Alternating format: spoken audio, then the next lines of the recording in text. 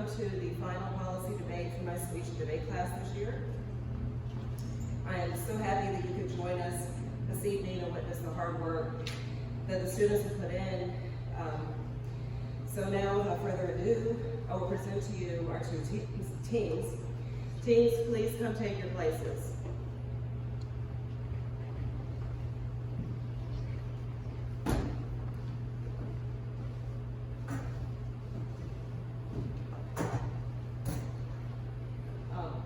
They'll be introducing themselves, but on this side we have the negative team, on this side we have the affirmative team.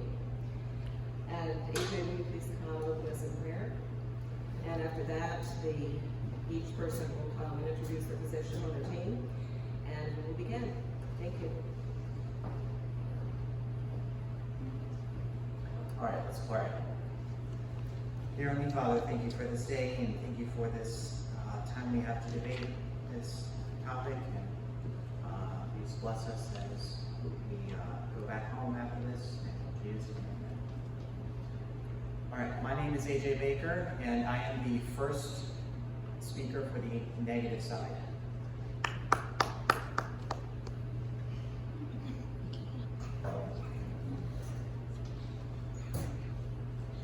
My name is and I'm the second negative speaker.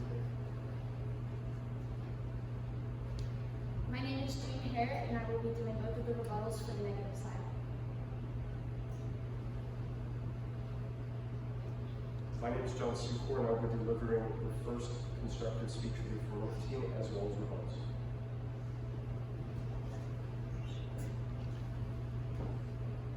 My name is Csukor, and I will be delivering the second speech for the affirmative team.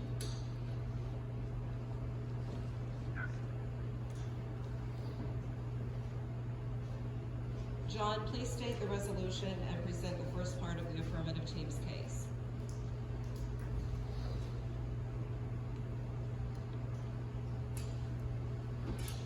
Be it resolved that certain Americans should be required to get a COVID vaccine.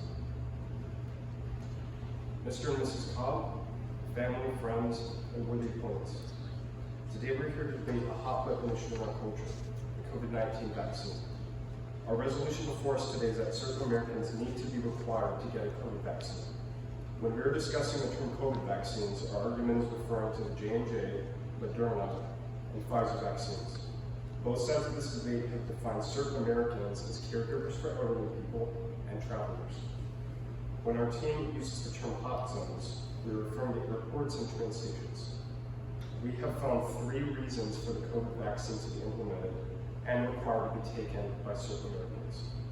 My partner will later address the stock issues of practicality and desirability. Our team's first need for change is that people traveling through hot zones should be required to be vaccinated. Americans are at extremely high risk of contracting COVID while traveling, since many people are required to travel for their jobs. Airports and travel hubs are classified by the CDC as hot zones for COVID.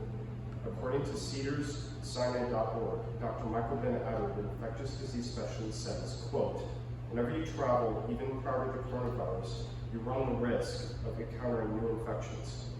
Right now, that risk is heightened, since we know that there's still an active transmission of COVID-19 in this country, in every state, as well as most other countries around the world. Airports are at a high risk because you have a lot of people from different areas moving through a central location. Our next need for change is that caregivers for elderly persons should be required to be vaccinated. An individual carrying the COVID virus will severely harm elderly people they come in contact with. This puts elderly people at a greater risk of dying from COVID. The World Health Organization states, quote, "Although all age groups are at risk for contracting COVID-19, older people face significant risk of developing severe illness if they come in contact with the disease due to physiological changes that come with aging and potential underlying health conditions." The final need for change is that vaccinated persons should not be required to wear face masks nationwide. The website nature.com reports even well-fitting N95 respirators, while slightly short of the 95% rating of daily use, actually filtering only 90% of incoming aerosols down to 0.3 microliters. And according to unpublished research, N95 masks that do not have exhalation valves block a similar proportion of outgoing aerosols and are only limited in the number of aerosols that they can block. The conservative Dr. Joseph McCall also published an article stating that masks are not very effective at protection, and a landmark study proves that. Since masks are not dependable for protection, our nation needs a policy that can decrease COVID cases at a quicker rate. Many economies around the world have suffered from the pandemic, and countless small businesses have had to shut down because of this, including our father's business. According to a graph from the New York Times, before we had a COVID vaccine, we had around 297,000 cases nationwide over a 7-day average. Also, the first people to get the vaccine were mostly healthcare workers because they were required to take it. Now that you understand the background, I will now present a proposal which has 3 key points to address each of these needs for change. Firstly, our team advocates that the COVID vaccine will keep travelers safe, and it will act as a safeguard to help protect you and other people around you. A fact-check article by Dr. David Persworth says that the COVID vaccine so far turned out to be more effective than the flu vaccine itself, not only in actually preventing COVID, but notably limiting cases and spreading of COVID. Because of this, travelers will be able to fly internationally with less hassle and more peace of mind. The CDC addressing people who are fully vaccinated says, quote, "You do not need to get tested before leaving the United States unless your destination requires it." Later in the article, the CDC also strongly discourages people from traveling internationally if they have not been vaccinated. Clearly, the vaccine not only protects travelers more, but it also removes the inconvenience and stress of having to self-quarantine. Secondly, the vaccine will reduce the risk of transmitting virus to elderly and caregivers. Adults 65 and older who receive both doses of either the Pfizer or Moderna vaccine show a 94% reduced risk of COVID-19 related hospitalization. Finally, our plan will eliminate the need for wearing face masks. This is because the vaccine not only keeps you from getting COVID, but can also help you to not transmit the virus. A single dose of the COVID-19 vaccine made by either Pfizer or AstraZeneca cuts a person's risk of transmitting COVID to the closest contacts by much as half, end quote. This should be a great encouragement for people to get fully vaccinated, since that's just from a single dose. When the vaccine was first introduced to the public, people started to gain confidence in the vaccine after healthcare workers took it. Once more people took the vaccine, there was a decrease in COVID cases. According to the graph from the New York Times, as of May 11th, 45% of people in the U.S. have received the vaccine, with 1.03 billion vaccines given worldwide. The U.S. now has below 500,000 cases a week. That is a huge decrease compared to the 297,000 cases back in early January when not as many people were vaccinated. In conclusion, the Affirmative team has shown a clear need for change. There's a necessity for keeping elderly people and travelers safe. The COVID vaccine is a workable solution that will lower COVID cases and keep everyone safe. This vaccine needs to be viewed as a tool to save lives rather than a harmful experimental concoction. Over 150 countries have given a total of 1.03 billion doses and have seen more than positive results. The vaccine does not give you COVID. It heightens your immune response as if your body were fighting the virus. The most common misconception people have about vaccines is they make you sick by giving you a virus. This is not true.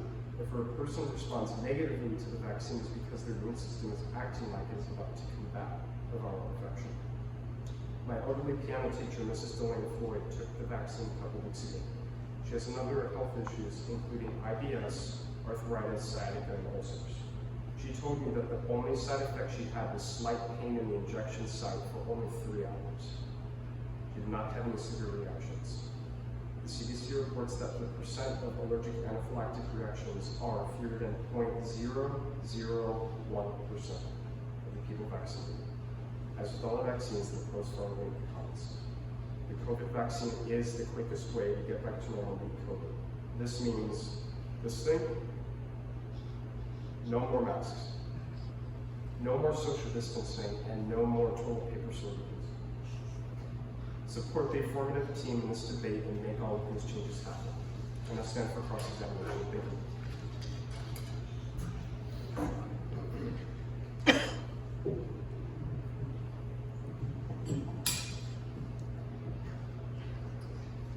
So you stated caregivers for elderly people should be required to take the vaccine.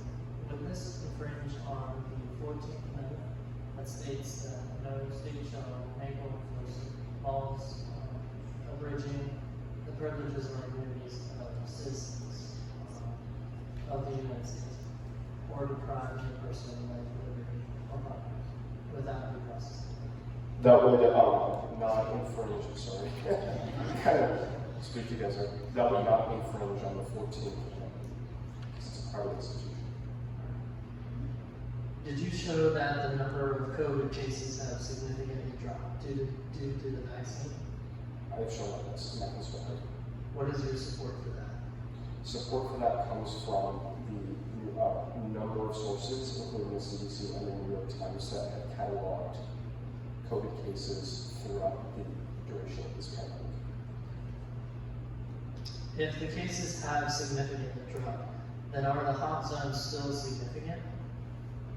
Right now, hot zones for COVID are because a hot zone will always exist because there's still an active transmission of COVID in Pennsylvania, as already shown. Alright, and that is all I have.